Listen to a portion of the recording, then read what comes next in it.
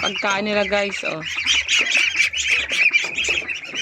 Tingnan niyo yung kanilang mga ano, laman ng bilaok.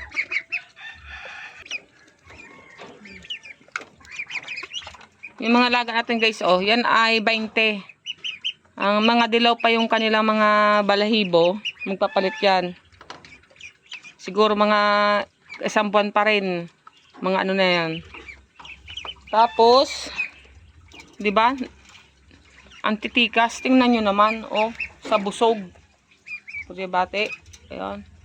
Punong-puno na ang kanilang mga, ano, lalagyan ng pagkain, pero siba talaga. Ito yung benchit natin, isa. Si benchit yan. Si, ano, pala, speaking of Wilma. Wilma? Saan na ikaw? Ang palatandaan ko dito guys, na si Wilma, kasi yan ay pag naglakihan, ay puro puti. Wala akong uso na ano, puti, no? Puro dilaw pala kayo. Wilma, nagrag ko ron ikaw. Antabay natin si Will. Ayun, si Wilma, yung sa dulo guys. Yun. Yung may tali na yun, oh. Yun si Wilma. Yan. Hi, Wilma! Yung may tali na yun. Tinanda natin kasi nung bagyo yan napisa. Bagyo talaga. Ang pangalan niya si Wilma. Yun. Yung pinakamalaki na yun. Yung ano na yun. Wilma! Kamusta ikaw? Yan sila guys sa IGN 20. Ngayon, hindi pa natin sila mababa. Pero supposed to be, hindi pa naman sila siksikan na ano. Dito yung 8. Ayun.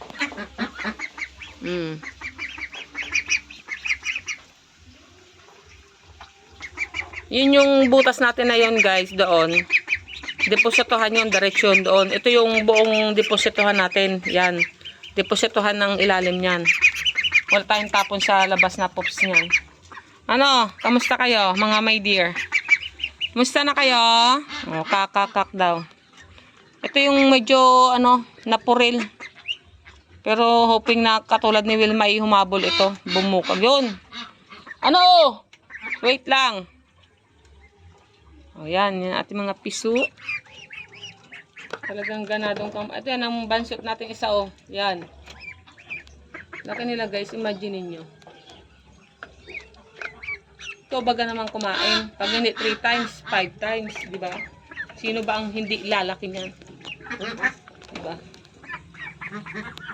Oh, babay muna. Dito tayo pupunta sa kabila yung ating 10 na ano, hindi pa nangingitlog ito ay. Yan sila guys, oh. O, sama-sama kayo, wala na kayong tubig. Sama-sama. Nagtapon na naman si nanay dyan ng gulay. Ito guys yung 10 natin na talagang malalaki na. Naandun yung ating malalaki sa kabila. Ay yung maliliit. Tingnan mo ang ganda niyan. Ang tikas niyan. Diba? Ano ang quality ng ating alaga na yan. Ito babae ito eh. Daldal ng daldal ito. Ito oh. Daldal yan oh. Lakad nga kayo doon. Lakad na. Ang titikas niyan. Baka naman. Ba't ang nagataka ako yung isa na yun ay mababa ang kwita ng isa na yun oh. Bababa naman. Lakad kayo doon. Ket. Dali. Lakad kayo doon. Pupunta natin sila guys para doon sama-sama. Masama kayo doon mga alaga ko. Pag mag-aalaga ka nito guys, ang masishare ko lang, dapat may budget ka. Huwag kang mag-low budget. Wala kang mapapala pag wala kang budget. Kita mo yung pakainan nila yung ganong kalaki. Sa maghapon, yun, panama na sobra-sobra naman. Ganyang kalaki yung pakainan natin dyan sa ating mga peking duck na yan. Pero supposed to be, hindi pa sila nag-itlog dahil ilang buwan pa. Dahil pag mag-itlog ito ay mga 6 months. Kasi magsi 6 months pa lang itong mga ito. Yung dalawa naman natin dito na babae na yung dati natin, yung adult, kaya may tali dyan yung patanda natin yun.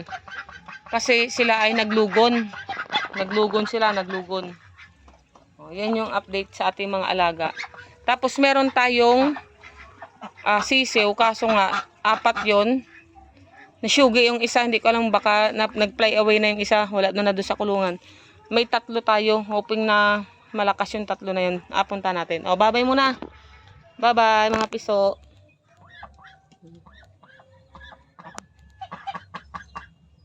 Yan ang update sa ating mga piso, ha? Titikas niyan. Gapis pa sila, oh. Kiss daw kayo, kiss. O, kiss. Kiss daw, kiss. O, kiss. Dali. Madaldal yan, eh.